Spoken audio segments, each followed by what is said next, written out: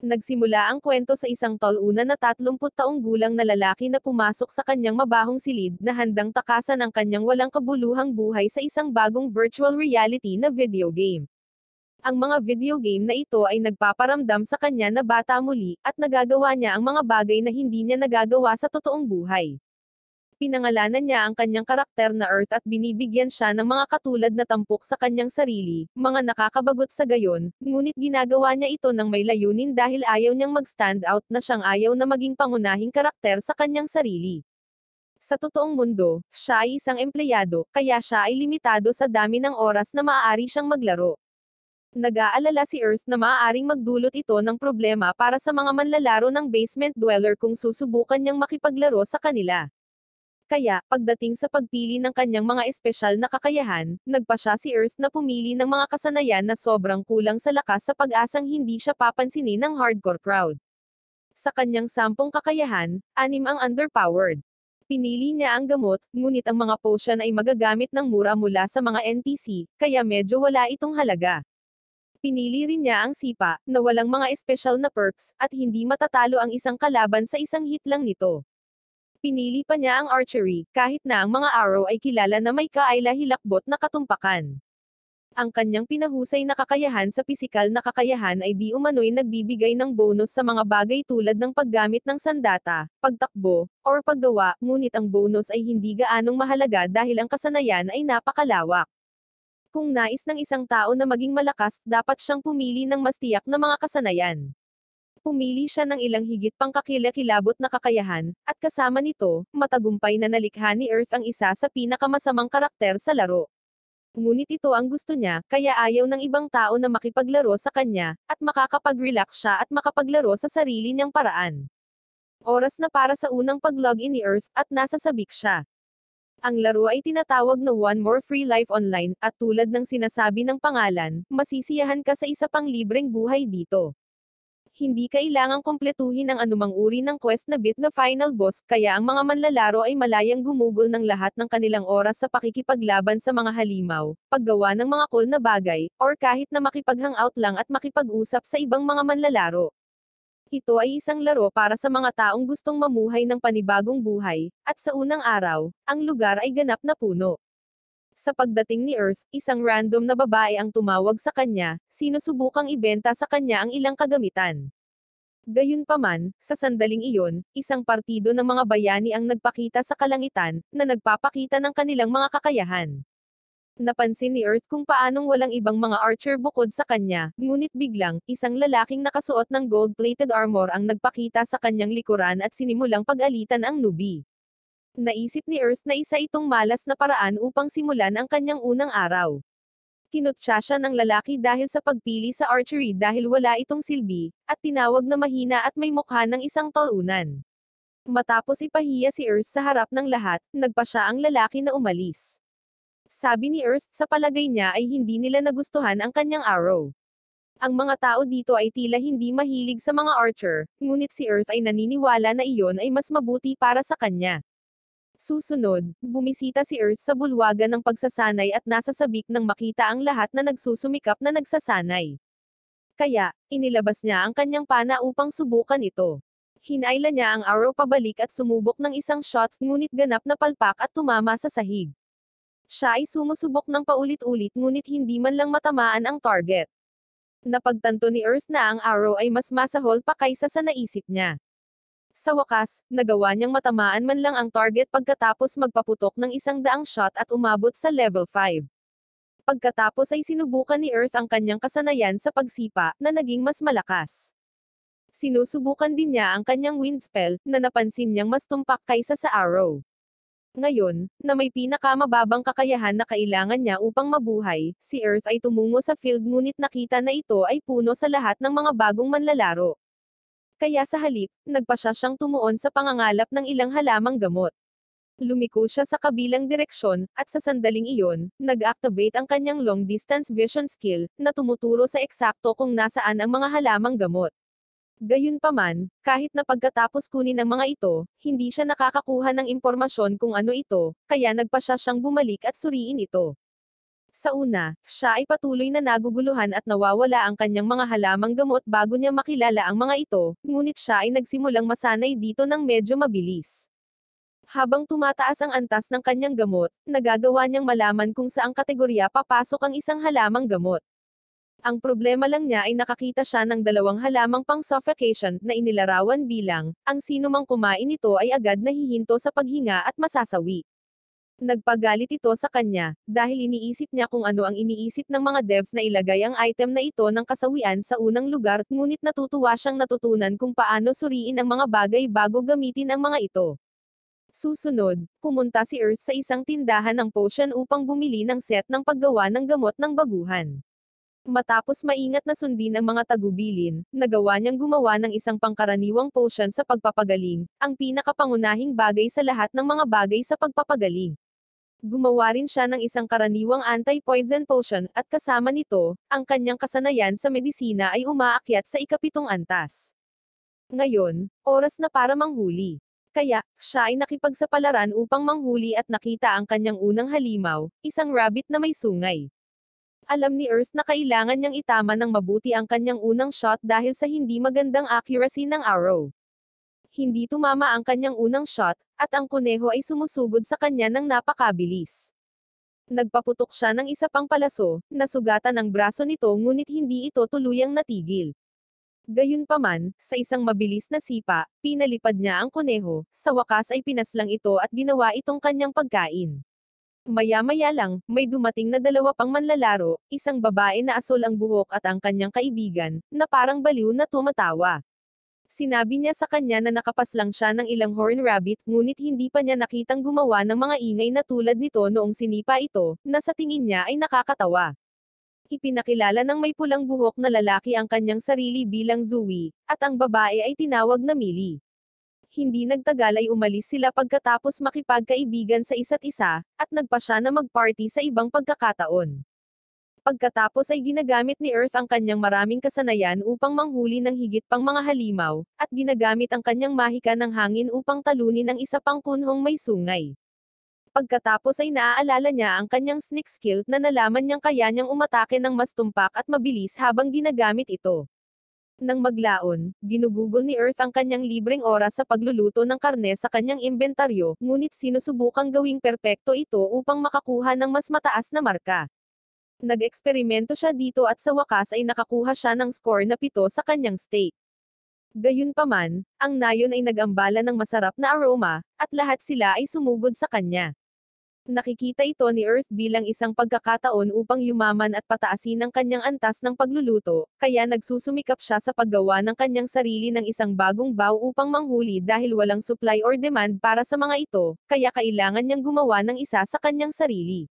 Unti-unti, pinagkadalubhasaan ni Earth ang lahat ng kanyang mahihinang kakayahan nang hindi man lang napagtatanto ito.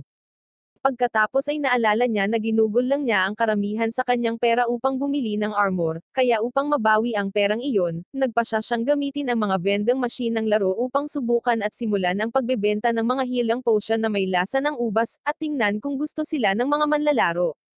Mamaya, tumungo siya sa field para manghuli ng ilang halimaw. Habang sinusuri ang ilan sa malapit, pinili niya ang lobo dahil ito ang pinakamalapit.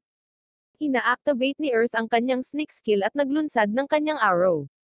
Pagkatapos ay nagpapatuloy siya sa kanyang susunod na pangangaso, sinasanay din ang kanyang mga kasanayan sa kick at wind magic. Nagtagumpay siya upang talunin ang ilang mga halimaw, pagkuha ng iba't ibang uri ng mga item at pagtaas ng mga antas ng kanyang tatlong pag-atake. Gayunpaman, pagkatapos ng labis na pangangaso, naubusan siya ng mga arrow at nagpa siya na tawagan ito na isang araw. Sa kanyang pagbabalik, nakita niya na ang bayan ay puno ng mga taong nagmamakaawa sa mga potions, ngunit siya ay nalilito dahil ang mga potion ay mura at madaling makuha mula sa mga NPC. Tinawag niya si Zoe at natuklasan na naubusan na ng potion ang mga NPC, kaya ngayon ay gugustuhin ng lahat na sundan si Earth para sa kanyang potion. Maya-maya, dumating sina Zoe at Millie para tulungan siya sa crowd control para madali siyang makapag-focus sa paggawa ng mas maraming potion. Pagkatapos magbenta para sa araw na ito, sinabi niya sa lahat na bumalik bukas. Ngunit ang mga maton mula kanina ay dumating at nagsimulang makipaglaban kay Zoe, dahil tumanggi si Earth na pagsilbihan sila dahil sa hindi pagtayo sa pila at paghihintay sa kanilang turn. Binabalaan siya ni Earth na magiging kalaban niya ang lahat kung magpapatuloy siya sa ganitong saloobin, ngunit ang lalaking nakabaluti ay tila hindi kinukuha ang pahiwatig at hinahamon siya sa isang tunggalian. Sa kabila ng babala ni Zoe kay Earth, tinatanggap niya ang hamon. Naniniwala siya na siya ay nasa isang kalamangan dahil ang kanyang kalaban ay mayabang, at ito ay magbibigay kay Earth ng pagkakataon na tamaan siya sa kanyang mahinang lugar. Lumipat si Earth sa gilid para sa isang mabilis na pag-iwas at pagkatapos ay inatake siya ng malapitan, na tinalo siya na parang boss. Chinir siya ng karamihan habang nagpa siya ang mga bully na tumakas, at sinabi ni Earth sa lahat na magbubukas siyang muli ng tindahan bukas at maglo-log out para sa araw na iyon. Mula nang mawala ang mga potion, ang gamot ay hindi na itinuturing na isang walang silbing kasanayan at isa na ngayon sa mga pinaka-demand sa laro. Tinanggap ni Earth ang imbitasyon ni Zoe dahil siya ang guildmaster ng Blue Collar, at ipinakilala niya si Earth sa iba pang miyembro. Ang isa sa kanila ay isang babae na nagngangalang Noreth, na nagangking bihasa sa melee combat gamit ang maiikling talem. Susunod, nakilala niya si Reggie, isang tank na may hawak na palakol at kalasag na responsable sa pag-atake ng kaaway. Sa wakas, nakilala ni Earth si Kazamini, isang one-handed swordsman. Matapos makilala ang lahat, nagsimulang magpakilala si Earth. Gayunpaman, alam na ng lahat na siya ay isang archer. Ipinaliwanag ni Zoe na naging sikat na siya sa mga manlalaro matapos manalo sa duel laban sa Armor Guy, kaya nilaktawan niya ang kanyang pagpapakilala ngunit tinanong niya kung talagang balanse ang grupo dahil mayroon silang 4 na miyembro sa frontline, at si Millie ay isang magic user. Gayunpaman, sinabi sa kanya ni Nora na si Millie ay maaaring gumamit ng higit sa isang kasanayan, at maaari rin siyang gumamit ng healing magic. Pagkatapos ay sinabihan si Earth na mangangaso sila para sa isang bihirang ligaw na oso ngayon, at umaasa sila sa kanya para sa kanyang suporta. Inanunsyo pa ni Zoe na si Earth ang magluluto para sa kanila pagkatapos ng kanilang pangangaso, bagamat nag-aalala si Earth dahil ang isang ligaw na oso ay isang malakas at mahigpit na kalaban. Ginagamit ni Earth ang kanyang vision skill para makita sila, ngunit nahahanap lang sila sa mga grupo. Sa kalaunan, nakahanap siya ng oso na nag-iisa, kaya nagplano sila ng isang diskarte upang talunin ito. Pumapasok si Earth mula sa likuran at inatake ang oso, na nagpagalit sa kanya at sinundan siya. Pumasok si Reggie para ilihis ang atensyon nito at i-activate ang kanyang aggro control. Ang mga halimaw ay may mga nakatagong parameter na maaaring makatulong na matukoy kung kanino sila galit, kaya ididirekta ni Reggie ang galit ng oso sa kanya at pinoprotektahan ang iba. Bibigyan nito si Earth ng pagkakataon na maghangad at umatake mula sa isang nakatagong lugar. Lahat sila ay nagmamadaling salakayin ng oso gamit ang kanilang iba't ibang kapangyarihan, ngunit nadaig sila nito, at napagtanto ni Earth na sila ay nasa isang mahinang posisyon. Nagtitiwala siya sa kanyang 38 taong karanasan sa EXP at nagpa siyang atakehin ang oso sa pagitan ng mga mata nito, na iniisip na maaaring iyon ang pinakamahina nitong punto. Gayunpaman, sa sandaling tumama ang kanyang arrow, mas lalo nitong ginagalit ang oso, kaya ginagamit ni Earth ang kanyang kasanayan, na nakuha niya sa level 15 ng mahika ng hangin at ginagamit sa oso. Bumilis ang kanyang bilis, at sinipa niya ang oso sa noo nito. Pagkatapos ay sinenyasan niya si Millie na gamitin ang kanyang Fire Lance skill, at sa wakas, pinaslang nila ang oso. Pagkatapos ay humihingi ng paumanhin si Zoe sa mga miyembro para sa kanilang pangangaso nang hindi lubos na tinatasa ang panganib nito, ngunit sinabi sa kanya ni Earth na huwag mag-alala, at dapat silang magtanghalian habang ginagamot niya sila. Niluluto niya ang mga ito sa steak, at mukhang gustong-gusto nila ito, kaya iminumungkahi ni Zoe na si Earth na ang kanilang magiging bagong chief mula ngayon. Gayunpaman, hindi masyadong nasisiyahan si Earth tungkol dito. Pagkatapos ay pumunta siya upang manghuli ng mag-isa ngunit napunta sa isang malaking rock ant na may kakayahang mag-link na ginagamit nito upang tumawag ng backup, at si Earth ay nawasak dahil maaari nilang ilihis ang pinsala. Napunta siya sa bayan bilang parusa sa pagkasawi.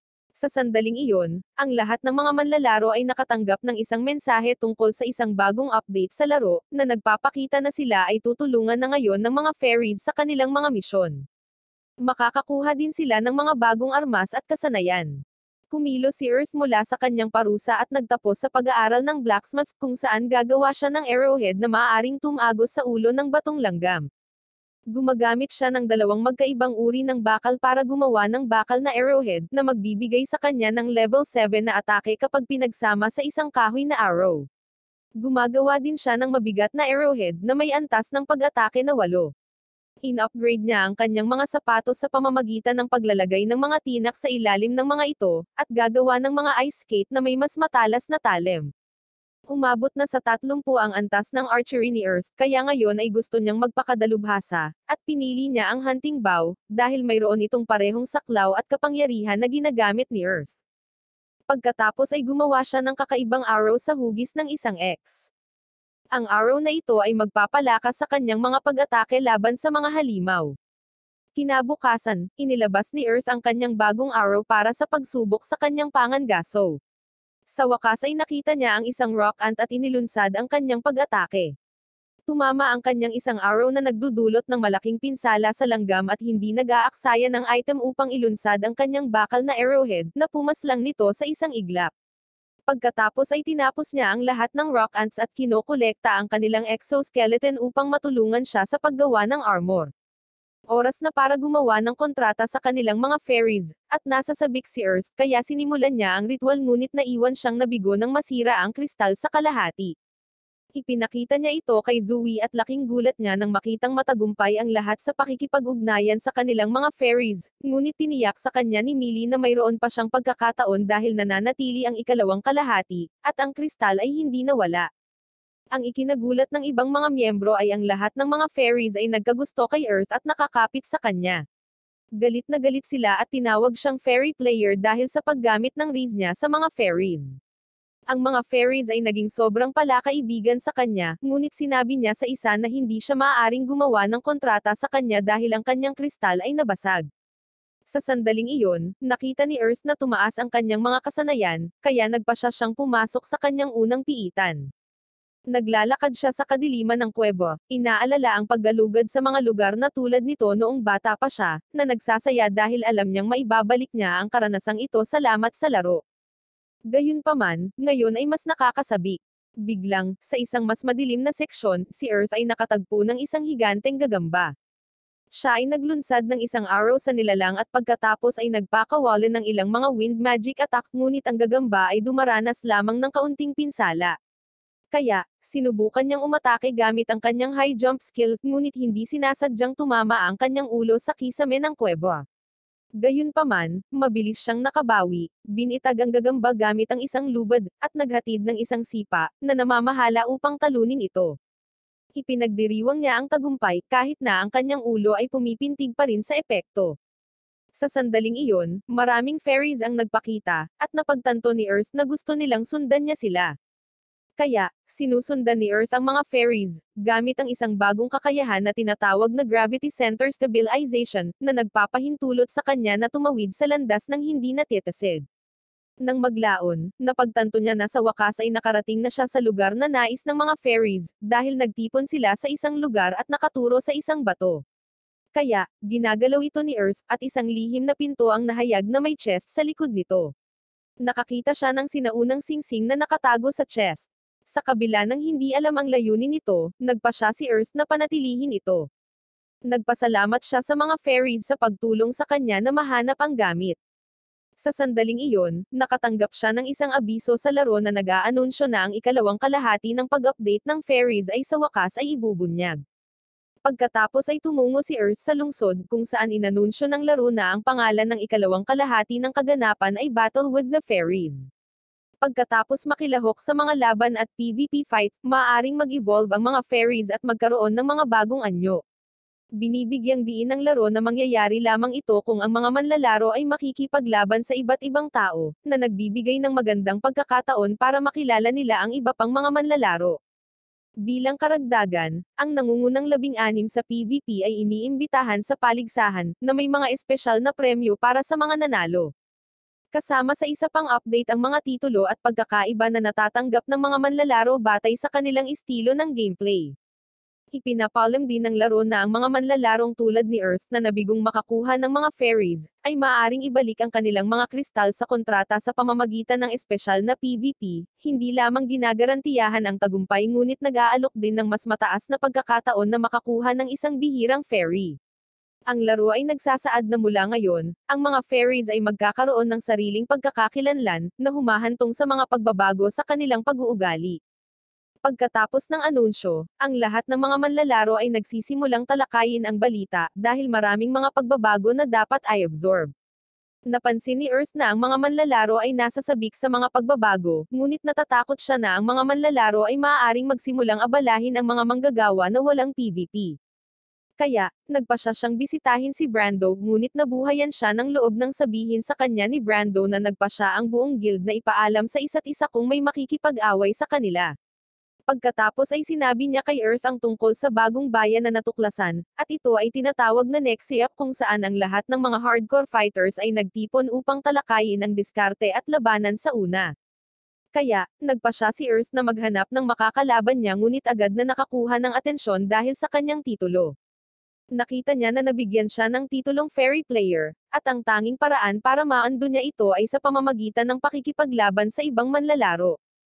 Kaya naman, desperado siyang nakikiusap sa mga manlalaro na hamanin siya at tulungan siyang tanggalin ang kanyang titulo. Sa sandaling iyon, nagpakita si Rona at tinanggap ang kanyang hamon. Ibinunyag niya na miyembro din siya ng kanyang guild at matagal nang gustong makilala siya. Dahil si Earth ay may espesyal na kakayahan sa sipa at si Rona ay gumagamit ng martial arts, ngunit dahil ang mga fairies ay may malambot na lugar para kay Earth, ang fairies ni Rona ay tumanggi na hayaan silang lumaban, at gayon din ang lahat ng mga fairies ng iba pang manlalaro. Nakita namin mamaya si Earth na nagluluto ng ilang pagkain, nang makatanggap siya ng tawag mula kay Rona. Ngunit nagulat siya nang marinig na alam ni Earth ang tungkol sa pabor na hihilingin niya sa kanya. Pagkatapos ay nalumbay siya at sumigaw na ang kalahati ng server ay nagtatanong sa kanya ng parehong bagay. Ang isang flashback ay nagpapakita na siya ay tumulong sa isa pang manlalaro at nagluto ng pagkain para sa kanyang fairy, ngunit ang salita ay kumalat, at ngayon siya ay may walang katapusang mga order. Kaya, tinulungan siya ni Rona at ang iba pang mga manggagawa na bawasan ang kanyang pasanin sa pamamagitan ng pagbebenta ng pagkain ng mga fairies. Iminungkahi ni Rona na magtungo sila sa bagong bayan at tumingin sa paligid. Pagdating nila, nakita nila ang napakaraming tao na nagkukumpulan, at lahat sila ay nanunood ng away sa pagitan ng dalawang manlalaro. Ngunit ang isa sa may wolf fairy na manlalaro ay tila kakaiba kay Earth. Kapag nagsimula na ang laban, halatang talo ang masungit at mayabang na manlalaro, ngunit higit sa lahat ay hindi siya pinakinggan ng kanyang lobo. Tinanong ni Rona si Earth tungkol sa kanyang kakaibang pag-uugali, kaya sinabi niya sa kanya na maaaring ito ay dahil ang manlalaro ay gumagamit ng aliping fairies at sinasaktan ang lobo. Ito ang dahilan kung bakit ayaw nitong makinig sa kanya, at muntik na niya itong matamaan ngunit nagpigil. Ayon kay Earth, kung ang mga fairies ay nasaktan ng sobra, maaari silang makakuha ng kapangyarihan at labanan ang kanilang master hanggang sa kasawian. Maaari nilang alisin ang kanilang kristal, at ang manlalaro ay may iwan na walang fairies. Kinabukasan, binisita ng mayabang na manlalaro si Earth at nakonsensya sa pagtrato sa kanyang fairy ng malupit, kaya humingi siya ng payo kay Earth dahil nasa kanya ang titulo ng fairy player. Kaya, sinabi sa kanya ni Earth na maging magiliw at palakaibigan sa kanyang fairy. Dapat din niyang isali ang kanyang fairy sa mga away, pakikipagsapalaran, at pagsasalo-salo, at pagkatapos ay maaari niyang makuha ang pabor nito. Kaya, bilang isang pabor, si Earth ay naghahanda ng masarap na pagkain at iniaalok ito sa lalaki. Pagkatapos ay ipinakain niya ito sa kanyang lobo at nagiging emosyonal kapag nagustuhan nito. Nang umalis, pinasalamatan niya si Earth sa kanyang tulong.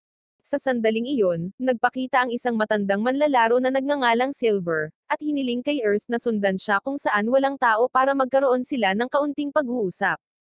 Tinanong ni Silver si Earth kung nakilala niya ang isang taong nagngangalang Vladimir, ngunit hindi maalala ni Earth ang sino mang may ganoong pangalan. Kaya, binabalaan siya ni Silver tungkol kay Vladimir dahil tina-target niya ang mga taong may titulo na fairy player, kaya maaaring isa si Earth sa kanyang mga susunod na target. Ibinunyag ni Silver na si Vladimir ay isang miyembro ng kanyang guild, ngunit nawalan siya ng lakas ng mabaigo siyang gumawa ng kontrata sa kanyang fairy. Napagtanto ni Earth na hindi lang siya ang nabigong gumawa ng kontrata sa isang fairy. Sa sandaling iyon, nagpakita ang isang maliwanag na Valkyrie, na isang perpektong humanoid na fairy. Nagpatuloy si Silver sa pagsasalita at sinabi kay Earth na si Vladimir ay nakagawa ng kontrata pagkatapos ng huling update, ngunit ang kanyang fairy ay isang dark fox, kaya siya ay umiikot na hinahamon ang mga tao na magduel.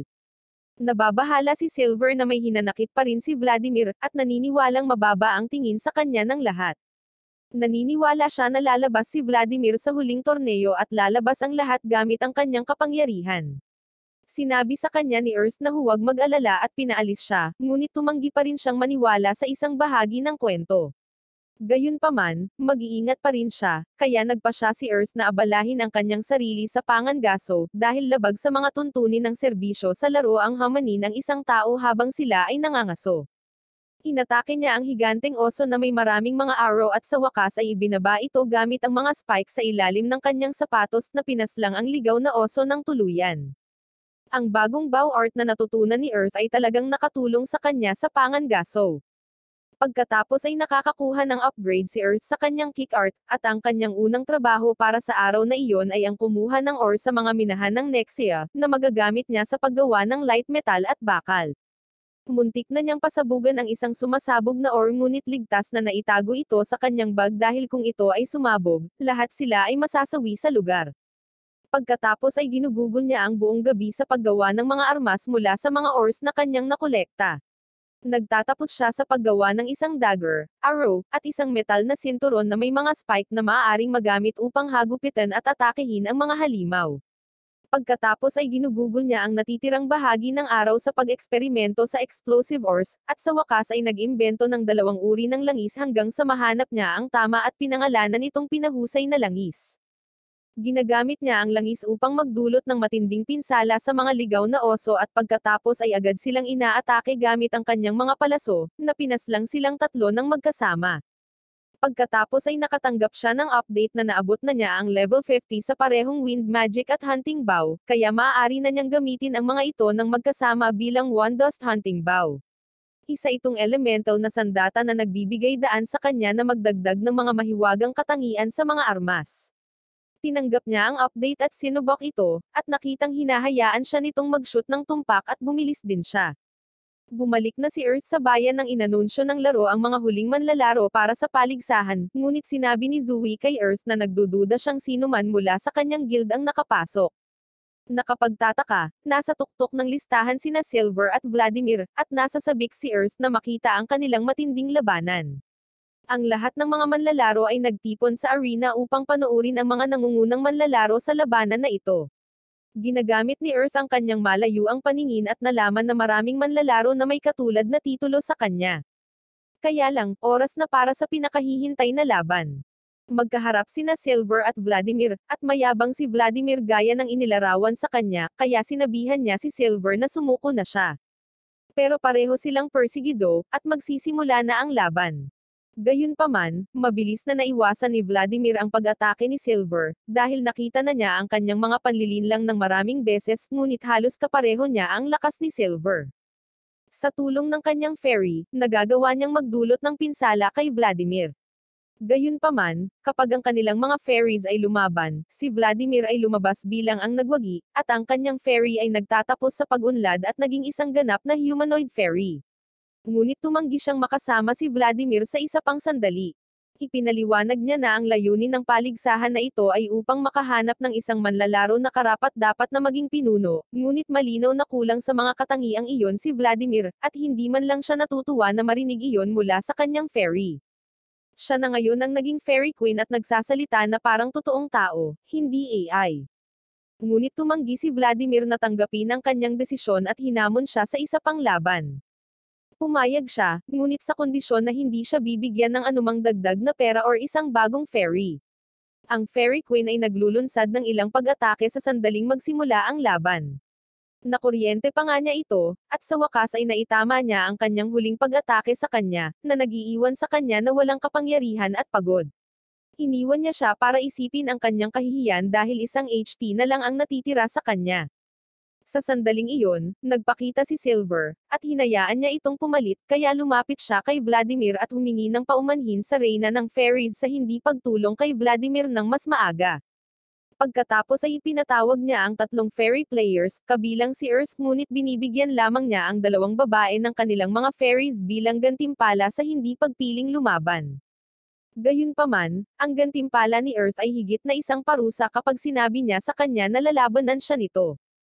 Sinabi ng fairy na dahil siya ay nasa kaganapan sa buong oras na walang fairies, gusto niyang tiyakin na si Earth ay makakakuha ng mas mahusay na gantimpala upang sila ay maglaban.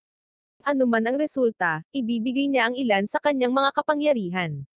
Tinatanggap ni Earth ang hamon, at lahat ng nasa arena ay sabik na naghihintay sa laban. Naghahanda si Earth para sa labanan sa pamamagitan ng pag-aayos ng kanyang mga item, at pagpaplano ng pinakamahusay na paraan upang manalo. Hindi ito magiging madali, tulad ng nakikita sa nakaraang laban. Ang Fairy Queen ay may karunungan sa napakalakas na mahika tulad ng mataas na pagsabog. May slight advantage si Earth dahil nakita na niya ang fighting style nito, at malamang ay hindi pa ito nakalaban ng Archer. Gayunpaman, hindi iyon sapat dahil sa kanyang mahihirap na kakayahan. Bukod pa rito, hindi niya mapapatagal ang laban, dahil mabilis na umaangkop ang fairies. Kaya, dumating siya sa konklusyon na ang tanging paraan upang manalo ay ang maglaro ng marumi. Tinanong ng fairy kung handa na ba siya, at tumugon siya ng sang-ayon. Magsisimula ang labanan, at ang asul na simboryo ng arena ay tumataas sa sandaling ang orasan ay nagmamarka ng pagsisimula. Gumagalaw si Earth at ginagamit ang kanyang sliding charge para idistansya ang sarili sa kalaban. Nasa isang makatwirang distansya, ginagamit niya ang kanyang arrow upang maglunsad ng isang palaso na may 70% ng lakas nito para lamang simulan, at subukan ang mga kakayahan ng reyna ng fairies. Kapag umatake siya, ginagamit ng fairy ang Winter Cutter upang kanselahin ang pag-atake ni Earth at i-neutralize ang lakas ng arrow. Iniisip niya na marahil kung gagamit siya ng buong puwersa, maaari niya itong tamaan, ngunit nang walang gaanong oras upang mag-isip, inilunsad ng fairy ang Fireland, at kailangang iwasan ni Earth ang pag-ataking ito na gawa sa mga arrow ng apoy na nagmumula sa itaas. Habang umiiwas siya, naglunsad siya ng arrow na tumatagos sa pag-atake ng fairy at tinamaan ito ng husto sa balikat na nagpapawalang bisa sa kanyang mahika. Sa mga stand, tuwang-tuwa itong pinapanood ng kanyang mga kaibigan at humanga sila sa bilis at lakas ni Earth. Napagtanto ng Fairy Queen na ang pagpapatuloy ng pakikipaglaban sa ganoong kalayuan ay magiging lubhang disadvantageous para sa kanya. Pagkatapos ay ginagamit niya ang kanyang kakayahan sa Wind Booster para umabant ng napakabilis patungo kay Earth para mapalapit sa kanyang kalaban. Gayunpaman, hindi inasahan ng fairy na inaasahan na ni Earth ang hakbang na ito, dahil nakita niya ito sa pakikipaglaban kay Vladimir. Kaya't nang ipakita na ng fairy ang kanyang pagkabigla, mabilis na umiwas si Earth ng paalang at binasag ang isa sa kanyang mga vial sa hangin gamit ang isang potion. Ang potion na ito, na ginawa mula sa asphyxiation herb, ay gumagawa ng nakakalason na purple na usok na humahadlang sa fairy at pumipigil sa kanya sa paghahagis ng anumang mahika. Sa pamamagitan nito, nakakakuha si Earth ng oras para maghagis ng mas maraming explosive potion. Kinikilala ng fairy na ang hindi paghihigpit sa paggamit ng mga bagay ay isang pagkakamali, at sinabi ni Earth na ang mahihinang tao na tulad niya ay kailangang mag-isip ng mabuti kung paano talunin ang isang taong mas malakas. Pagkatapos ay inilunsad ng fairy ang kakayahan sa pader para protektahan ang sarili mula sa anumang banta, ngunit hindi rin siya maaaring umatake. Nawala si Earth, at napansin ng kanyang mga kaibigan na ginamit niya ang kanyang consume ability sa loob ng kanyang stone defense. Ang fairy ay naghihintay para sa pag-atake ni Earth ngunit siya ay nananatiling tahimik. Hindi niya maramdaman ang presensya nito at naiisip niyang naghihintay na maubos ang kanyang mahika. Kaya para sorpresahin siya, nagpakita si Earth mula sa likuran at ginamit ang kanyang bakal na letigo para pigilan siya. Pagkatapos ay inatake niya ito ng maraming iba't ibang mga arrow, tulad ng kanyang mga baluktot na arrow, at pagkatapos ay inilunsad ang kanyang huling atake sa kanya gamit ang kanyang kick art. Wala na siyang lakas para lumaban at sa huli ay natalo siya ni Earth. Sa sandaling matapos ang laban, naalala ni Earth na siya ay nakikipaglaban sa harap ng napakaraming tao at hindi natutuwa sa atensyon na nakukuha niya. Lahat ng kanyang mga plano na manatiling low-key sa larong ito ay nag-backfire. Ngunit gaya ng ipinangako, hiningi sa kanya ng reyna ng fairies ang kanyang kristal at ang singsing na nakita niya kanina. Ibinunyag niya na ito ay pag-aari ng King Fairy, kaya ibinigay niya sa kanya ang dalawang bagay na iyon. Pagkatapos ay inilagay niya ang singsing sa kristal at tinawag ang mga anak ng liwanag. Pagkatapos ay pinagsama niya ang dalawang bagay at ginawa itong singsing. Pagkatapos ay pinilit niya si Earth na isuot ito, at lumalabas na hindi ito maaaring i-unequip. Sinadya niya itong ilagay sa kanyang singsing na daliri, na nagpapahayag ng isang uri ng pagmamahal na nabuo niya para sa kanya sa huling oras. Gayunpaman, ipinahayag na ang singsing ay naglalaman ng kapangyarihan ng anim na elemental na fairies, ngunit nabigo si Earth na makita ang mas maliwanag na bahagi at nabalisa na hindi ito maaaring maalis at nabalisa siya. Pagkatapos ng laban, si Earth ay nakakuha ng katanyagan, at ang kanyang mahinang mga kasanayan ay nakita na ngayon bilang mahalaga, bilang mga manlalaro na natanto na ang wind magic at archery ay gumagana ng maayos ng magkasama. Kaya para takasan ang lahat ng nakakainis na manlalaro na naging mga tagahanga niya, nagpa siya si Earth na magsanay sa isang malayong lugar. Ngunit ang reyna ng fairies ay nagpakita ng wala saan, at ipinahayag na pinapayagan din siya ng singsing na mag-teleport. Kaya ngayon ay mayroon na in love sa kanya, at wala siyang planong umalis sa tabi niya anumang oras sa lalong madaling panahon. Kalaunan ay nakita si Earth na gumagala sa paligid ng bayan, ngunit siya ngayon ay tinutukoy bilang asawa ng reyna ng fairies. Natatakot siya na baka takutin niya ang ibang mga manlalaro, kaya hindi niya pinapansin ang isang lalaking tumatawag sa kanya. Nakita namin na sinabi ni Earth ang Fairy Queen na ipaliwanag kung paano gumagana ang Prism Nova Magic, isang kakayahan na naa-access lang ng mga may singsing. Sumagot siya na kailangan niyang tuklasin ito sa kanyang sarili. Sa isang kagubatan, nakuha niya ang isang oso gamit ang kanyang bakal na letigo at inilunsad ang mahika, na hinihiling sa mga fairies na tuparin ang kanyang hiling. Sa panahon ng incantation, inalok niya ang ilan sa kanyang mana sa fairy governess upang bigyan siya ng kapangyarihan. Nagpakita ang isang bilog na tumutukoy sa lugar ng epekto, at inilagay niya ang oso sa gitna. Pagkatapos ay isinaaktibo niya ang kanyang Prism Nova Enchantment, na lumikha ng isang bola ng liwanag sa ibabaw ng minarkahang lugar na tumama sa target at binago ang lahat sa loob. Ilang beses niyang sinubukan ang mga enchantment sa iba pang mga oso, at natuklasan na ang kakayahang ito ay may random na epekto. Nang maglaon, habang nagluluto si Earth, kinumpirma ng fairy na maraming mga epekto sa katayuan ang maaaring mangyari, na ang pinakabihira ay paralysis at petrification. At saka, mahaba ang cooldown time kaya kailangan niyang mag-ingat. Tiningnan ng fairy ang isa sa mga masasarap na pagkaing niluluto ni Earth at sinubukang kumagat, ngunit hinampon niya ng pamaypay ang ulo nito, sinabing ibinebenta ang mga ito. Hiniling sa kanya ng reyna ng fairies na hayaan siyang kumain, dahil ang pagkain ng fairies ay matamis lahat, at gusto niyang makatikim ng iba pang mga bagay. Nagtantrum siya at nagreklamo tungkol sa mga tungkulin ng pagiging isang reyna, kung minsan ay nagnanais na ito ay naiiba. Ang lalaking hindi pinansin ni Earth kanina sa village ay mukhang galit kay Earth dahil sa hindi pakikipag-usap sa kanya. Ipinakilala niya ang kanyang sarili bilang Nidir, isang miyembro ng Bow of Apollo Guild. Siya at ang iba pang mga miyembro ay nagtatrabaho patungo sa isang malaking layunin, ang kaligtasan ng mga inaipang archer. Naniniwala siya na nagdose si Earth dahil hindi siya kasama at hindi bahagi ng anumang guild, ngunit hindi pinansin ni Earth ang kanyang sinasabi at umalis kasama ang Fairy Queen pagkatapos niyang kumain. Nagagawa niyang iwanan ang reyna ng fairies sa pamamagitan ng pagpapadala sa kanya ng ilang mga pinggan, at nagpa siya na magtrabaho sa pag-upgrade ng kanyang mga armas. Kinabukasan, nagtipon si Brando at ang kanyang mga kasama para manood kay Earth dahil siya ang bagong celebrity sa bayan, kaya hinayaan niya sila. Sinimulan niyang gawin ang kanyang dating uri ng bow at binago din ang material at spike ng kanyang blade shoes. Nakita siyang tumanggap ng mensahe mula sa Guildmaster ng Bow of Apollo, kaya nagpa siya siyang bisitahin sila at binati siya ng Guildmaster, na nagpakilala bilang Alna. Nagsimula siya sa paghingi ng paumanhin para sa pag-uugali ni Nidir, at higit pang ibinunyag na ginamit niya ang pangalan ni Earth para mag-recruit ng iba pang miyembro, kaya pinarusahan siya. Ngunit sinabi sa kanya ni Earth na huwag mag-alala at wala ring pagtutol na tanggapin ang imbitasyon ni Alna sa kanyang guild, dahil lahat sila ay mga archer. Nang umalis si Earth, napagtanto niyang malaki ang epekto ng labanan sa lahat sa laro, kahit na gusto lang niyang maging low-key.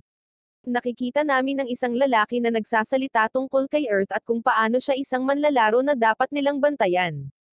Nakita namin mamaya si Earth na nakikipagkita kay Zoe at Millie, na nagsabi sa kanya na nagkaroon ng bagong update sa laro, na maaaring maparalisa ang iba pang mga manlalaro. Maaari itong matrigger kung ang manlalaro ay nakakuha ng higit sa 25% na pinsala sa kanilang mga braso. Sa sandaling iyon, ang isang bagong update ay inihayag na ang laro ay magbubukas ng mga random na nabuong dungeon, at magkakaroon lamang sila ng 1 oras upang mabuhay at maabot ang ika-10 palapag nito. Ang pagkabigong gawin ito ay maaaring magresulta sa agarang kasawian. Kaya, napagtanto ni Earth na kailangan niyang pagbutihin ang kanyang mga kalasag, dahil hindi siya magkakaroon ng sapat na silid upang lumipat sa mga piitan at makatakas sa mga pag-atake. Kalaunan ay nakita siyang nagsasanay sa iba't ibang halimaw, at naging dalubhasa siya sa kasanayan sa kalasag ng maliliit na kalasag na ginagawang mas madali para sa kanya na gamitin ang kanyang arrow. Muli siyang gumugugol ng mga araw sa paggawa ng mga kakaibang arrow at armas at nag-imbento ng isang lihim na light metal na kalasag na mayroon ding kakayahan sa pagbabago. Ang mga espesyal na katangian ng kalasag na ito ay hindi mag-iiwan sa kanya sa isang bentahe kung maisuot niya ang kanyang braso, at hindi mawawala ang kanyang kakayahang kumilos. Ang kanyang kalasag ay maaari pa ring gumana ng mas matagal at mag-shoot ng mga arrow. Pagkatapos ay install ang bagong update, handa na si Earth na pumasok sa piitan at nakakakita ng napakaraming tao pati na rin ang mga mangangalakal na nagbebenta ng potion. Ngunit naantala siya ng mas murang bersyon ng Power Rangers, at hiniling nila kay Earth na sumali sa kanila dahil kulang sila sa isang miyembro. Kaya, sinusuri ni Earth ang kanyang mga pagpipilian, at iniisip na maaaring hindi isang masamang ideya kung tutuusin na magkaroon ng ilang suporta sa piitan. Bagamat kakaibang nanas siya sa kanilang roleplay, kasama pa rin niya ang mga ito. Sa pagpasok, sinabihan sila ni Earth na tumayo at sundin ang kanyang pangunguna dahil may nakita siyang 15 trap sa silid na iyon kung saan 4 ang instant na kasawian. Kaya, sumunod sila sa likod niya at pinuri si Red sa pag-recruit kay Earth sa maikling panahon, dahil matalino siya at asawa ng Fairy Queen para sa magandang dahilan. Si Earth, gayunpaman, ay hindi pa rin masaya tungkol sa iba pang mga manlalaro na nagsasalita tungkol sa kanya. Pagkatapos ay hinayaan niya ang mga peking Power Rangers na mamuno, at ang ginagawa lang nila ay magtipto hanggang sa makasalubong nila ang isang grupo ng mga skeleton na may mga armas. Hindi sila nag-aksaya ng oras at sumugod kaagad, agad na inaalis ang mga kalansay, na nag-iiwan kay Earth na humanga. Kaya, sinabi niya sa kanila na aalisin niya ang mga bitag, ngunit nasayang na nila ang 18 minuto sa paghahanap ng hagdanan patungo sa ikalawang palapag. Sa pag-abot, muli silang nakasalubong ng mga kalansay, ngunit sinabi sa kanila ni Pink Ranger na kaya niya ito at ginagamit ang kanyang spell para atakehin sila. Gayunpaman, hindi ito gumagana sa kanila, dahil sila ay mga mas malalakas at naiiba mula sa mga nauna. Kaya, inutusan ni Earth ang Blue at Pink Ranger na tulungan siya gamit ang kanilang magic, dahil mayroon siyang Olean Dust Arrow, na epektibo laban sa kanila, at tinatapos ang mga ito. Dahil nag-aksaya na sila ng 40 minuto, iminungkahi ni Earth na tunguhin nila ang ika-5 palapag sa halip na ang ika-10, at lahat sila ay sumang-ayon. Ngunit biglang, narinig nila ang iba pang mga manlalaro na humihingi ng tulong at nagmamadaling pumasok sa pintuan kahit na sinasabi sa kanila ni Earth na huwag. Sa sandaling makapasok sila, natrap sila ng pinto, at napagtanto ni Earth na hindi sila makakaalis hanggat hindi nila nakukumpleto ang quest. Lumingon siya upang makita silang napapalibutan ng maraming kalansay, ngunit sinuri din ang kanilang banta at nakitang hindi sila nagdudulot ng anumang matinding panganib, kaya maaari niyang tapusin ang mga ito gamit ang kanyang mga arrow. Nagtutulungan silang lahat gamit ang kanilang kapangyarihan at nagwagi. Gayunpaman, ang isa sa kanila ay patuloy na gustong buksan ang chest, ngunit sinabi sa kanya ni Earth na mag-ingat. Ngunit hindi siya nakikinig kaya iminumungkahi ni Earth na buksan niya ito kapag umalis na silang lahat. Sinusundan siya ng lahat ng Power Rangers, at ipinahayag ni Earth na ang pangalawang bitag ay ang pumapaslang sa iyo sa sarili mong kasakiman. Ngunit natukoy ni Earth ang bitag dahil ang kanyang antas ay higit sa 30 sa thief skills pagkatapos ay ginugugol ni Earth ang mga susunod na araw sa paggawa ng mga armas na tutulong sa kanya na mag-disarm ng mga bitag ng mabilis, at lumipat sa mga palapag. Sa sandaling iyon, nakatagpo niya ang Fairy Queen, at hindi siya nasisiyahang makita siya. Sinabi niya kay Earth na magbibigay siya ng mga kristal na kontrata sa mga bagong adventurer, ngunit agad niya itong tinapik sa ulo kapag lumapit ito para ikis siya. Makikita natin ang kanyang pagbabalik pagkatapos gawin ni Earth ang kanyang mga armas, ngunit tila pagod na siya dahil nakikipaglaban siya sa maraming tao, kaya maaari niyang alisin ang mga ito sa kanyang likuran gamit ang mga personal na tanong. May inihanda pa siyang marriage contract na pipirmahan ni Earth ngunit muli itong tumanggi. Gayunpaman, pinakain niya ito ng meat bun para pakalmeyin siya, at humiga siya sa kondong nito at nagpasalamat sa pagiging mabuting asawa. Ang aming reyna ng fairies ay tila reyna ng maling akala. Nakikita natin si Earth na tinamaan ng isang stun attack na nagparalise sa kanya. Ang isang flashback ay nagpapakita na ilang araw bago, nagpunta si Earth sa mga piitan ng mag-isa upang pagbutihin ang kanyang mga kasanayan sa pag-lockpicking at pag-trap ng disarmang. Pagkatapos ng ilang araw ng pagsasanay, nagawang taasan ni Earth ang kanyang antas ng thief skill sa 50 at pagkatapos ay na-update sa benevolent thief na nagpapahintulot sa kanya na magnakaw mula sa mga halimaw. Nakita namin si Earth at si Black Ranger sa wakas, at mukhang gumagana ng maayos na humanga sa iba pang Rangers. Natutunan ni Earth ang mga tricks sa mga dungeon sa pamamagitan ng pag-iisa, at nagawang bawasan ng husto ang oras na inabot niya upang maabot ang ika-9 na palapag. Iniwasan pa niya ang mga walang silbing labanan sa pamamagitan ng pag-alam na ang mga halimaw ay naaakit sa liwanag, kaya nagdala siya ng isang oil lamp. Sa 5 minuto na lang ang natitira, nagpa siyang gumawa ng paraan sa pamamagitan ng mga lich sa ika-9 na palapag at tingnan kung hanggang saan siya makakarating. Napagtanto niya na ang mga liches ay may kakayahang magpatawag ng iba pang mga halimaw, kaya maingat siyang umiwas sa mga ito dahil hindi niya kayang labanan ang mga ito ng mag-isa. Pagkatapos ay nakita niya ang pagbubukas ng hagdanan sa ika-10 palapag, ngunit nakakaramdam siya ng panganib sa paligid nito. Ngunit wala siyang sapat na oras, kaya pinili niyang lumipad at dumaong sa mapanganib na tile ngunit mabilis siyang nag-react at tumalon sa hagdanin. Napagtanto niya na hindi siya itinapon ng piitan, at 2 segundo na lang ang natitira sa timer, huminto ito, at binigyan siya ng oras para pagalingin ang sarili. Akala ni Earth ay siya lang ang nakarating sa ganoong kalayuan, ngunit nagulat siya nang marinig na may kumausap sa kanya sa walang katapusang hagdanin. Kahit na hindi siya nakikita ni Earth, naririnig niya siya, at ipinakilala ng boses ang sarili bilang Andre, ang Knight of the Empire.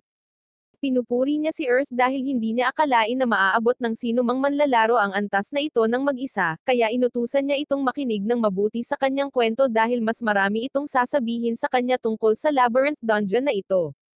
Inihayag niya na pinamunuan niya ang kanyang hukbo upang matuklasan ang katotohanan ng piitan na ito at selyohan ito, ngunit nasawi ang lahat ng kanyang mga kasama, at siya ang huling nakatayo. Ngunit nang marating niya ang huling silid, wala doon, kahit isang hangin na malalanghap, at siya ay nasawi na walang kabuluhan at ginawang tagapag-alaga ng piitan na ito. Kaya tinanong ni Earth kung ano ang gusto niya sa kanya, kaya sinabihan siya ni Andre na tapusin siya kapag nakita niya siya sa ilalim ng hagdanin. Sa sandaling iyon, nawala ang lahat ng hagdan, at siya ay nahulog kaagad. Pagkatayo niya ay kaharap niya si Andre sa kanyang skeleton form, na handang makipaglaban sa kanya ng direkta. Ngunit si Earth ay hindi madaling sumuko at inihahanda ang kanyang sarili, ngunit si Andre ay mabilis sa kanyang mga pag-atake, at si Earth ay bahagyang nasugatan. Kaya ginagamit niya ang kanyang mga potion upang palibutan si Andre ng apoy, na nagbibigay sa kanya ng pagkakataong atakihin siya gamit ang kanyang pana. Nagdulot ito ng maraming pinsala kay Andre, ngunit tinamaan niya si Earth gamit ang break arms at sinabihan si Earth na sumuko.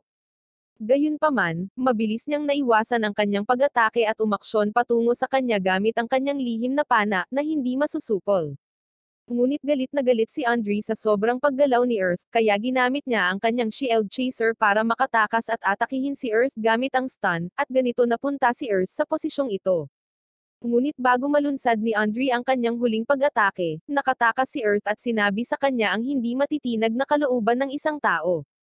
Kaya hinamon siya ni Andre na ipakita ang kanyang kalooban, at pagkatapos ay ginamit ni Earth ang kanyang triangle shot. Pagkatapos ay ginamit niya ang kanyang diagonal kick pagkatapos lumikha ng isang ilusyon, at inilabas ang kanyang steel whip upang iwasan ang espada ni Andre, na nagbibigay sa kanya ng sapat na oras upang gamitin ang kanyang Prism Nova sa kanya. Pagkatapos ay tinawag niya ang lahat ng mga fairies sa paligid niya upang ibigay ang kanyang hiling, at tulungan siyang talunin si Andre at nauwi sa pag-activate ng Elder Prism Nova, ganap na pinalilibutan si Andre ng kanyang mahika. Nang naalis ang usok, lubos na umaasa si Earth na gagana ang kanyang inkantasyon, ngunit buhay pa rin si Andre. Gayunpaman, sa sandaling iyon, nagpakita ang Fairy Queen at ginamit ang kanyang mga kapangyarihan upang i-freeze ang katawan ni Andre at nawala, na nagbibigay ng pagkakataon kay Earth na ipana ang lahat ng iba't ibang mga arrows sa kanya. Pagkatapos ay ibinato niya sa kanya ang kanyang mga pampasabog na naging sanhi ng pagkalaglag ng maskara ni Andre at ibinalik siya sa kanyang tunay na anyo. Pinupuri niya si Earth para sa umuusbong na tagumpay at pagkatalo sa kanya, na nagpapahintulot sa kanya na matugunan ang kanyang wakas sa kanyang anyo ng tao. Sinabi niya kay Earth na ang Diyos ay totoo, dahil nagdala ito sa kanya ng labis na swerte na dumating ang kanyang mga kasama upang makuha siya. Bilang regalo ng pamamaalam, ibinibigay niya ang kanyang espada kay Earth at umalis. Ang laro ay gumawa ng isang kagyat na anunsyo na sa pamamagitan ng pagkatalo sa isa sa mga sikretong boss, si Earth ay nag-unlock ng isang bagong sandata, na siyang espada ng kabalyero at may mataas na marka ng pag-atake. Nangangahulugan din ito na may iba pang mga sikretong boss dahil isa lang si Andre sa kanila. Nakita natin sa kalaunan si Earth na nagpaalam sa kanyang mga armas dahil hindi na ito maayos. Naibalik niya ang kanyang kalasag, ngunit kailangan pa rin niya ng pera para makabili ng kanyang mga armas. Pero natutuwa siya sa espadang nakuha niya kay Andre, at pwede na siyang magpahinga sa pakikipaglaban ng solo. Sa isang madilim na silid, sinabi ng isang babae na ang manlalarong PN0 ay tila nagsasaya, at ang lalaking kausap niya ay tumugon na ang kanyang pag-aaral ay tila mabilis na umuunlad salamat sa archer na iyon, at kailangan nilang pasalamatan siya. Ibinunyag ng babae na may problema siya dahil nagrereklamo ang PN1B tungkol sa pagkabagot.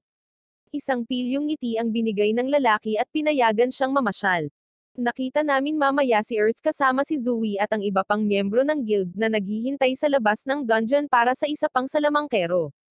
Nagpakita ang isang blondie na babae na may attitude issue, at ipinakilala siya ni Zoe bilang si Alisa.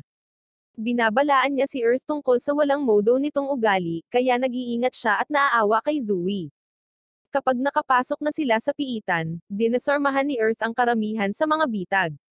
Pagkatapos ay tumungo sila sa ikalimang palapag, at iminungkahi ni Zoe na magpahinga sila, ngunit tumanggi si Alisa dahil kapos na sila sa oras. Sa sandaling iyon, binalaan sila ni Earth tungkol sa 12 halimaw, kabilang ang mga liches na papalapit sa kanila, kaya lahat sila ay pumwesto. Si Reggie ay nakakagambala sa kanila sa pamamagitan ng paggamit ng mga kasanayan sa Argo, ngunit sa lalong madaling panahon ay tinamaan ng sumpa ng break arms at natakot. Ang lahat ay abala sa paggamit ng kanilang mga kapangyarihan at pag-atake sa mga halimaw na ito, at tumawag sila kay Alisa para sa tulong. Kung mabibigo siyang pagalingin si Reggie, ang mga halimaw ay maabala, at lahat sila ay mapupunta sa isang napakasamang posisyon. Ngunit ang sobrang kumpiyansa na blondie ay nabigla sa kaibuturan, at hindi nakakatulong hanggang sa pumasok si Earth at lumikha ng distraction sa pamamagitan ng paggamit ng mga pampasabog sa kanila. Ito ay nagpabalik sa kanyang katinoan, at siya ay nagmamadali upang pagalingin si Reggie. Binibigyan nito silang lahat ng kalamangan muli, at matagumpay nilang naalis ang lahat ng mga halimaw. Pagkatapos ng mahabang nakakapagod na araw, pinasalamatan ni Zoe si Earth para sa kanyang tulong, dahil lahat sila ay nakakuha ng magagandang reward mula rito. Nagkatinginan sila, ngunit may nakita kaming isang babae na nakatingin sa kanila mula sa malayo at nakangiti. Kinabukasan, nasa sabik si Earth na malaman ang mga bagong Japanese-style na armas, ang Atachi, at sa tingin niya ay mamahalin sila ni Kazama dahil siya ay isang samurai player. Maya-maya lang, nagpakita ang isang babaeng may mahabang asol na buhok at bumati kay Earth. Napagtanto niya na medyo kakaiba ang get-up niya, kaya hindi siya player avatar. Nagtanong si Earth tungkol sa kanya, ngunit nagbigay siya ng hindi malinaw na tugon at sinabi kay Earth na siya ay tulad ng kapatid na babae ng Fairy Queen. Napagtanto kaagad ni Earth na mahihirapan siyang harapin ito, ngunit hinayaan niya itong sumama sa kanyang pamimili ng armor at pinaghandaan pa siya ng masasarap na pagkain. Sa kalaunan, binigyan din niya siya ng personalized na palayaw, Ria, dahil ayaw niyang ibunyag ang kanyang tunay na pagkakakilanlan. Nakita natin sa ibang pagkakataon si Earth na nakakuha ng bagong anunsyo pagkatapos niyang kolektahin ang kanyang bagong armor. Ayon sa bagong update, ang mga manlalaro ay dapat na dalubhasa lamang sa isang kasanayang sumusulong upang ito ang pinakamakapangyarihan para sa kanila. Kinalaunan ay nakipagkita siya kay Brando upang talakayin ang sitwasyon, at sinabi sa kanya na mas gusto niya ang kanyang kasalukuyang sitwasyon dahil mahilig siyang maghanda ng mga pagkain para sa ibang mga manlalaro. Kinabukasan, nagpakita ang reyna ng fairies at naglagay ng hadlang sa kanya at kay Earth upang pag-usapan ang isang bagay na apurahan. Humingi muna siya ng tawad sa kanya dahil hindi niya ito mapapayagang makipagkontrata sa isang fairy, kahit na sa 6 na magagaling na dala niya. Lumalabas na kumalat ang salita sa kaharian ng fairies, at humigit kumulang 80 mamamayan ang gustong gumawa ng kontrata kay Earth dahil mahal na mahal siya ng mga fairies. Kaya sinabi sa kanya ng reyna na magiging magulo kung gagawa siya ng kontrata. Si Earth, gayunpaman, ay nauunawaan ang tungkol sa sitwasyon, kaya binigyan siya ng Fairy Queen ng 2 espesyal na kapangyarihan sa halip. Ang una ay ang 7 Falling Stars na maaring magbigay daan sa manlalaro na makatama ng 7 magkakasunod na shot sa target, at ang isa pang kapangyarihan ay isang Sacrifice Bow, na nagpapalunsad ng malakas na arrow. Maaari itong maging mapanganib na gamitin dahil pinagsasama nito ang mga damdamin, kapangyarihan, at mahika sa isa at inilalagay ito sa arrow. Pagkatapos ay sinabi niya sa kanya na ang landas patungo sa kaharian ng fairies ay malapit nang mabuksan, at hihintayin niya itong bisitahin. Bilang pasasalamat, pinaalis sila ni Earth dala ang masasarap na pagkain na inihanda niya at sinabing makikita niya silang lahat sa kaharian ng fairies. Mukhang nag-login lang si Earth para magluto, sa halip na maglaro talaga. Muli siyang naghahanda ng pagkain habang ang lahat ng kanyang mga kaibigan ay nanggagalaiti sa bango ng kanyang luto. Sa sandaling iyon, nagpakita si Rhea at humihingi ng isang kagat ngunit hinamped siya nito at pagkatapos ay hinamped si Zoe dahil sa panunokso sa kanya. Lahat sila ay lubos na humanga sa mga gawain ni Earth dahil hindi lang niya naangkin ang Fairy Queen kundi isa na rin siyang Dragon Babysitter. Nakita namin sa ibang pagkakataon ang lahat ng mga manlalaro ay patungo sa kaharian ng fairies, at napunta sa North Fortress.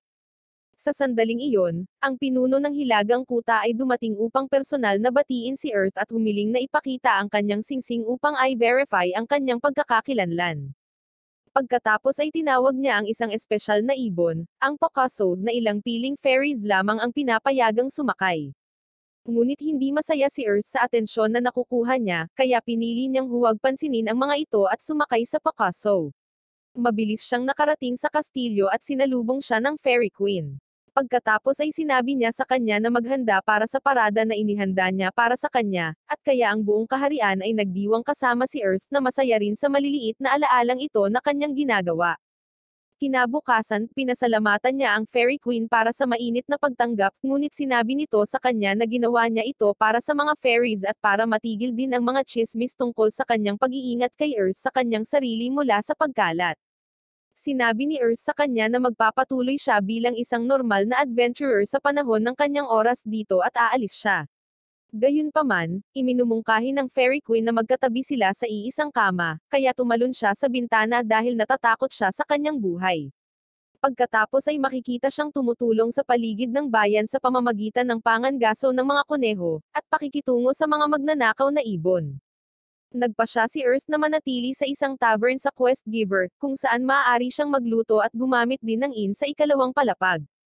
Ginugol niya ang mga sumunod na araw sa pagluluto, gaya ng dati, mula sa mga hayop na kanyang pinaslang at ginugol ang kalidad ng oras.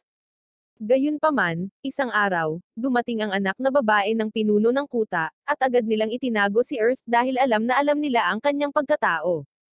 Hinihiling niyang makita siya upang makapagluto siya para sa kanya, ngunit lahat sila ay nagtatakip para kay Earth at dinala siya sa maling direksyon. Pagkatapos ay humingi ng paumanhin ang may-ari ng inn, ngunit nauunawaan ni Earth ang sitwasyon, at pinapuna pa ang pinuno ng kuta sa pagpapabe sa kanyang anak na babae na hinahayaan ang kanyang pagiging batang isip.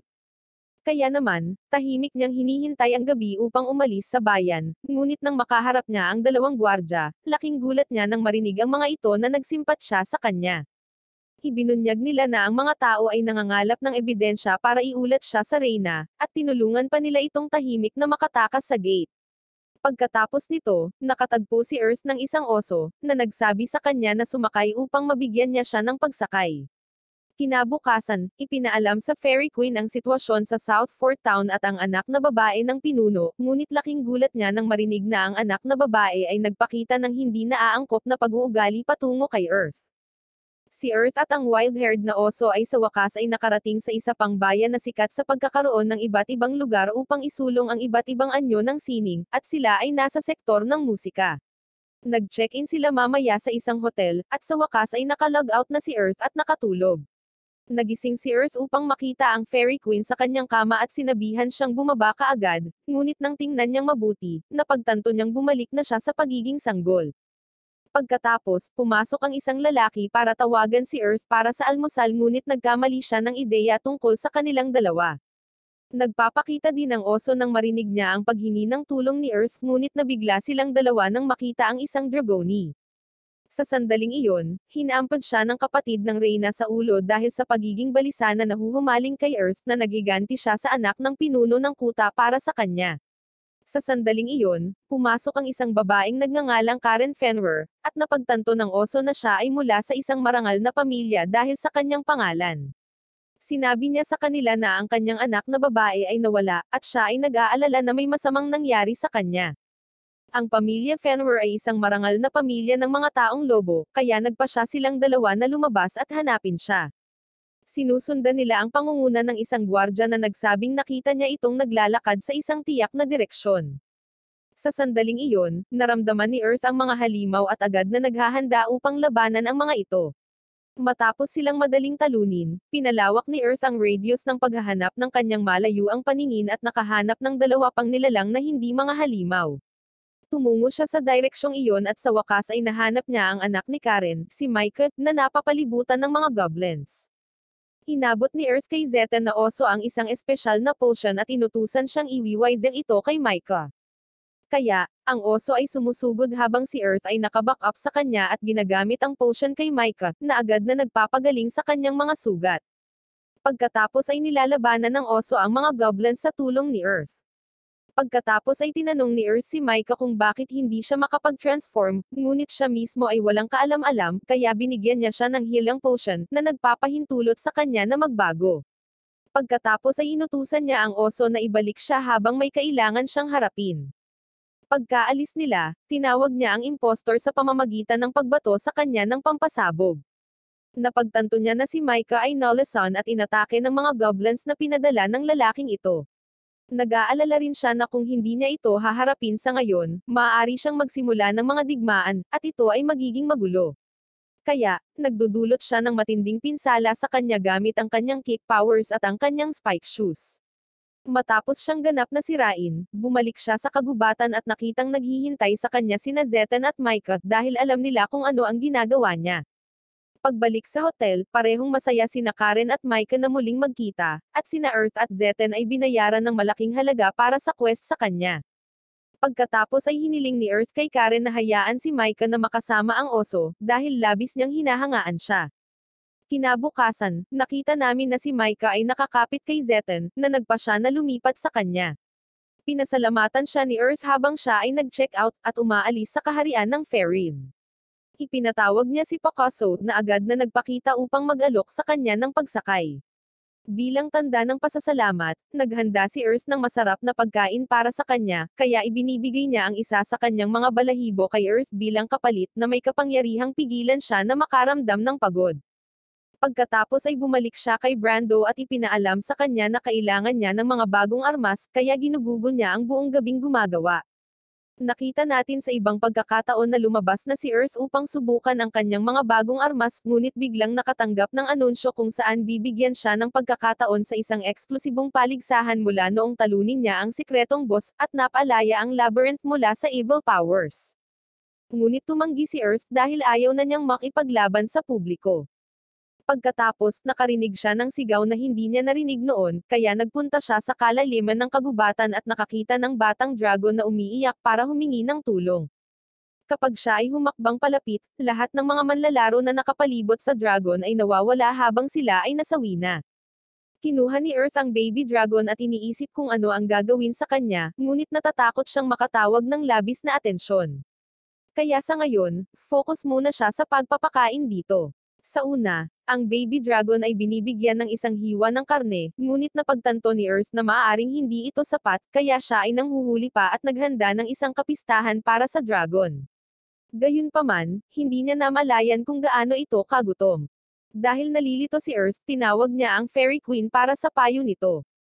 Una, laking gulat niya nang makitang pinangalagaan ni Earth ang isang ligaw na pulang baby dragon. Pagkatapos ay ipinahayag niya na ang mga dragon ay masyadong makapangyarihan, kaya nananatili sila sa loob ng mga borderline ng kanilang kaharian. Mayroong ilang mga dragon, tulad ng kanyang kapatid na babae, na kayang kontrolin ang kanilang mga kapangyarihan, ngunit ang mga ligaw na dragon ay sumuko na dahil napakalakas nila para mapigilan. Ang isang pulang dragon ay nagpapahiwatig na ang sanggol ay kabilang sa maharlikang pamilya at malamang na dinukot. Sa sandaling iyon, dumating ang isang fairy upang balaan ang reyna tungkol sa dalawang pulang dragon na patungo sa kanila, at huminto sa kalagitnaan ng mapagtanto niya ang dahilan sa likod nito. Nataranta silang lahat ngunit alam ni Earth na maaari niyang pag-usapan ito sa kanila. Sa sandaling dumating ang dalawang dragon, inakusahan nila si Earth ng pagdukot sa kanilang anak ngunit sinabi niya sa kanila ang kumpletong katotohanan. Kaya, magpapasya na lamang silang maniwala sa kanya kung kusa niyang ibibigay ang kanilang anak. Sa sandaling mailagay niya ang baby dragon sa paa ng inang dragon, makikita nila ang mga alaala ng kanilang anak at humingi ng tawad kay Earth para sa pagdududa sa kanya. Tinanong din siya ng mga ito kung ano ang gusto niyang gantimpala bilang kapalit sa pag-aalaga sa kanilang anak. Kaya, sinabi ni Earth na gusto niyang ilayo ng mga dragon ang kaharian ng fairies dito, dahil wala silang kasalanan, at gusto rin nilang manahimik tungkol sa buong sitwasyong ito para hindi na siya makaagaw ng pansin. Sumang-ayon sila at umalis pabalik sa kanilang kaharian ng dragon. Ang Fairy Queen, sa pagkakataong ito, ay nagpapasalamat kay Earth bilang reyna ng kanyang kaharian ng fairies, at hindi isang 5 taong gulang na batang babae na nakikipag-usap sa kanyang crush. Kaya naman proud siya sa kanya at gumaan ang loob niya nang sabihin nitong mananahimak na siya sa nangyari. Pagkatapos ay ipinatawag niya ang Picasso para kay Earth upang magkaroon siya ng maayos na biyahe papunta sa bayan. Dumating si Earth sa silangang bayan sa kaharian ng fairies, at nabalisa nang malaman na halos wala na siyang trabahong gagawin doon. Kaya, inalok siya ng ginang, na siyang may-ari ng inn at restaurant, na magtrabaho ng isang araw. Kaya, nagpa siya si Earth na kunin ang trabaho at nagtatapos sa paghihintay sa mga tao pati na rin ang pagluluto para sa kanila. Pagkatapos ay binabayaran niya siya para sa araw, at napunta siya sa inn upang matulog. Sa ibang lugar, nakikita namin ang mga developer ng laro na sumasang-ayon sa desisyon ng pagpapatuloy ng isa pa dahil ang kanilang mga nasasakupan, kapwa ang Fairy Queen at Rhea, ay nagpakita ng mga makabuluhang pagbabago sa kanilang mga personalidad, at si Earth ay may mahalagang papel sa paggawa nito. Kinabukasan, nakita namin si Earth na nanginginig sa field, naaalala ang tungkol sa kanyang pagkabata at kung paano niya napalampas ang lahat ng masasayang aktibidad. Nanlumo siya sa pag-iisip tungkol dito, ngunit nagpapasalamat siya sa virtual na buhay na ibinibigay sa kanya ng larong ito. Nang maglaon ay napagtanto niya na hindi siya dapat gumugol ng maraming oras sa pag-iisa, at nangungulila sa kanyang mga kaibigan. Nakita namin siya sa ibang pagkakataon na nakikipagkita sa reyna, at ang lalaking nagpapakilala sa kanyang sarili bilang isang ligaw na berdeng dragon na may kapangyarihang kontrolin ang hangin, at maaari pang mag-transform bilang isang tao. Ipinaalam niya kay Earth na ang sanggol na dragon, na talagang young lady ng kaharian, ay hindi kumakain ng maayos, ngunit nahihirapan si Earth na paniwalaan ito, dahil kumain siya ng marami noong kasama niya ito. Kaya't nagpa siya siyang maghanda ng pagkain para sa kanilang dalawa, at nabalisa ang lalaki sa kanyang niluto. Kaya, nakiusap siya kay Earth na gumawa pa ng mga steak na iyon para maibalik niya ito sa kaharian ng dragon para sa young lady. Pagkatapos niyang umalis, muling tumalon si Earth sa bintana ng kastilyo upang takasan ang reyna, na malinaw na sobrang nahuhumaling parent sa kanya. Pagkatapos ay nakita namin ang baby dragon na natapos ang daan-daang mga steak na inihanda ni Earth para sa kanya. Ang berdeng dragon ay labis na naantig sa luto ni Earth na sinubukan niyang kopyahin ito ng ilang beses ngunit nabigo ng husto. Naisip pa niyang humingi ng pahintulot na pumunta at matutong magluto mula kay Earth ngunit nag-aalala tungkol sa kanyang imahe dahil siya ay isang dragon. Nakikita rin namin ang isa pang berdeng dragon na nanunood sa kanya mula sa isang puno, at tila galit na galit siya. Ang berdeng dragon ay nag-transform sa isang matandang lalaki. Samantala, nag-login si Earth at nagising sa tabi ng Fairy Queen na yumakap sa kanya, kaya nagising siya na galit at pinagalitan siya. Pero, gaya ng dati, nagpapakyut ang Reyna kahit wala naman epekto kay Earth. Pagkatapos ay lumabas siya para mamasyal sa bayan, ngunit hindi nalulugod na makita ang mga taong sumasaludo sa kanya. Sa sandaling iyon, nagpakita ang matandang lalaki mula kanina at ipinakilala ang kanyang sarili bilang si Akiro, ngunit tumanggi si Earth na makipag-usap sa kanya at nagsinungaling tungkol sa kanyang pagkakakilanlan. Gayunpaman, si Akiro ay matyaga at dinadala ang Fairy Queen kasama niya upang harapin si Earth. Ngunit si Earth ay tapos na sa pakikitungo sa mga dragon, at nakahanap ng isang inn upang makatakas upang siya ay makapag-log out. Nang mag-login siya kinabukasan, nakita niyang naglabas ng warrant of arrest ang Reyna ng Fairies para sa kanya dahil ginapos niya ito. Kaya, nakikita natin si Earth na galit at nagngangalit sa unang pagkakataon. Nagmarcha siya pababa sa lugar ng Fairy Queen at sinira ang pinto nito. Lumapit siya sa kanya, at labis na nagalit nang sabihin niyang tanggalin ang singsing na pilit nitong isinuot sa kanya. Pagkatapos ay humarap siya kay Akiro at sinabi rin sa kanya na maaari niya itong labanan kung gusto niya, ngunit hindi siya magiging sunod son o ran sa mga dragon at ipagluluto ang mga ito. Tila sa wakas ay natanto na ni Earth na siya ay isang adventurer at hindi isang chef. Kaya, silang dalawa ay naglalaban, ngunit si Akiro ay masyadong malakas para kay Earth sa kanyang anyo ng dragon, at ang kanyang mga pag-atake ay parang kiliti lang kay Akiro. Kaya, hindi nagaksaya ng oras si Akiro at sinabi niya kay Earth na mas mabuting tapusin niya siya at pinalipad siya sa isang pag-atake. Gayunpaman, si Earth ay hindi isang taong sumusuko at ginagamit ang kanyang twin punch na arrow upang basagin ang kaliskis ni Akiro dahil hindi niya ito mabutas. Tumalon si Earth upang umiwas, dahil tinatanggap niya na karamihan sa kanyang mga pag-atake ay hindi man lang magasgasan ang matigas na baluti ng dragon. Alam din niyang malalagay siya sa malaking gulo kapag makatama siya. Nagiging katotohanan ito nang lumipad si Akiro at pinatumba siya. Pinag-iisipan ni Earth ang paggamit ng suffocation herb ngunit pinag-isipan niyang muli ang paggamit nito dahil maaalis din siya nito kung babalikan siya ng hangin. Nagpasya siyang basagin ang kaliskis ng nilalang gamit ang dalawang palasod dahil sinisira niya ito, ngunit hindi rin umubra ang pag-ataking iyon. Ibinunyag ni Akiro na ang kaliskis ng dragon ay hindi nababasag, habang siya ay pumasok para sa isa pang pag-atake. Mabilis na ina-activate ni Earth ang kanyang shield parry at halos hindi napigilan ang pag-atake habang pinalipad siya. Ang kanyang kalasag ay nabasag sa harap ng kanyang mga mata, na nagpapatawa sa dragon. Iminumungkahi ni Akiro na isinakripisyo ng kalasag ang sarili upang protektahan ang master nito sa isang huling pagpapakita ng katapatan. Naaalala ni Earth ang lahat ng mga laban na pinoprotektahan siya ng kalasag at hindi makapaniwalang wala na ito ngayon. Tinitingnan niya ito bilang pag-aalis ni Akiro sa isa sa kanyang mga kasamahan. Ginagamit niya ito bilang motibasyon para tumayo at lumaban. Nagulat ang dragon na kaya pa niyang tumayo at lumaban. Si Earth ay nagbuhos ng isang nakapagpapagaling na potion sa kanyang sarili, at pinaplano ang kanyang susunod na pag-atake ng may panibagong paniniwala. Nagpasya din si Akiro na magseryoso at naghahanda na magpaputok ng apoy. Mabilis na naka-counter si Earth sa pamamagitan ng pagtalon, at paglulunsad ng ilang bola ng kanyang Hellmine Oil sa bibig ng dragon. Nakakakuha din siya ng ilang makabuluhang pinsala mula sa pagsabog habang ang kanyang HP ay mabilis na lumiliit. Nagulat si Earth na buhay pa siya. Pagkalapag, napansin niya na natulala ang dragon mula sa kanyang pag-atake at sinundan niya ito ng 7 Falling Star Technique. Ang bawat arrow ay tumama sa isang bahagi ng katawan ng dragon, at sinamahan ng pagsabog na may temang planeta. Medyo nabigla si Earth na nakaligtas ang dragon sa pag-ataking iyon nang magungal si Akiro, nangako sa manlalaro na pagsisisihan niya ang paglulunsad ng pag-ataking iyon. Ang nilalang ay nagpaplano ng isang pag-atake ng hangin na tinatangay ang mga bahagi ng tanawin.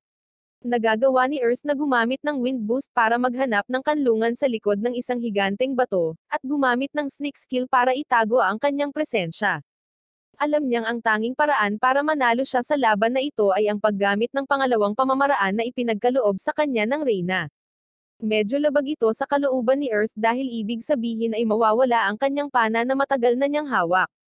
Ngunit gumawa siya ng desisyon at pinagsama ang kanyang puwersa sa buhay, mahika, at damdamin sa arrow. Lumilikha ito ng isang malakas na arrow. Natigilan si Akiro nang makita siyang buhay, habang inaalerto siya ni Earth na ang pag-ataking ito ay magpapaunawa sa kanya na ang mga dragon ay pwedeng magapi. Ang dragon ay nagsasaad na si Earth ay masasawi din kung siya ay magpapaputok ng palaso. Alam ng bida ang katotohanan ito dahil ang pangalan ng pag-atake ay Sacrifice Bow. Naglagay si Akiro ng wind barrier para harangan ang arrow, ngunit nalampasan nito ang kanyang depensa at naglagay ng butas sa kanyang katawan. Pinasasalamatan ni Earth ang kanyang sandata para sa lahat habang ito ay nawawala. Hindi siya makapaniwala na nabubuhay pa ang dragon matapos ang pag-ataking iyon. Pinasabog niya ang maraming Hellmine oil. Ang eksena ay nagbabago sa boardroom ng kumpanya habang ang mga executive ay may isa pang pagpupulong tungkol sa labanan ni Earth laban sa dragon. Ipinahayag na si Akiro ang pinakamahinang dragon sa mga tuntunin ng istatistika, ngunit ang kanyang katandaan ay isang kadahilanan. Pinag-iisipan nila ang pag-nerf sa langis ni Earth ngunit itinuturo ng ilan kung paano nito mapipigilan ang mga manlalaro na lumikha ng mga bagong bagay. Lalo silang nabigla sa kung paano handang isakripisyo ni Earth ang kanyang sarili upang manalo, kahit na ito ay isang laro ng VR at napaka-makatotohanan. Nalaman namin na natalo ni Earth ang dragon ngunit nawala ang kanyang buhay sa proseso. Binabantayan ng kanyang espiritu ang kanyang katawan habang hinihintay siyang may teleport sa huling lugar kung saan siya nag-log out. Dumating ang hari ng mga dragon sa larangan ng digmaan kasama ang kanyang mga tauhan. Ang nilalang ay naglalagay ng isang pamahid sa katawan ni Earth na nagbibigay sa kanya ng opsyon na mabuhay muli. Tinanggap niya ang alok at tinanong ang hari kung bakit siya muling binuhay sa harap ng kanyang kasama. Humihingi ng paumanhin ang pulang dragon sa sitwasyon. Ipinaliwanag niya na si Akiro ay isang Green Dragon Elder na naging mayabang, at nagsimulang magmaltrato sa iba. Nagbanta siyang wawasakin ng fairies, at ang mga human tails kapag hindi naglabas ng warrant ang Reyna para sa kanya. Nagulat si Earth nang marinig na inilabas lamang ng Reyna ang warrant para protektahan ang kanyang mga nasasakupan. Ang hari ng mga dragons ay nagpahayag na sila ay dumating upang matiyak na si Akiro ay makakatanggap ng kaparusahan para sa kanyang mga aksyon. Humanga sila nang makitang natalo siya ni Earth. Tiniyak ng Monarch kay Earth na sila mismo ang maghihiwalay kay Akiro kung hindi siya natalo ng player. Binigyan din siya ng pulang dragon ng ilang gantimpala para sa pagluluto na ginawa niya para sa prinsesa. Ang ilan sa mga regalo ay ang kanyang paraan ng paghingi ng tawad para sa sitwasyon ni Akiro. Ipinapakita ng system kay Earth ang mga item, isang Dragon Scale Light Armor Set, 800,000 glow, at isang misteryosong bow. Sinubukan ni Earth ang armor at hindi makapaniwala kung gaano siya kabilis na nasuot ito. Tinatanggal din niya ang bow, ngunit hindi niya makita ang mga istatistika. Ibinunyag ng Dragon King na pag-aari ito ng isang fairy na nakaharap niya sa labanan. Isa itong kakaibang sandata na kumikilala lamang sa mga nakakatugon sa kondisyon nito. Hindi man ito kayang gamitan ni Earth ngayon, umaasa ang pulang dragon na balang araw ay mabubuksan ng sandata ang puso nito sa kanya.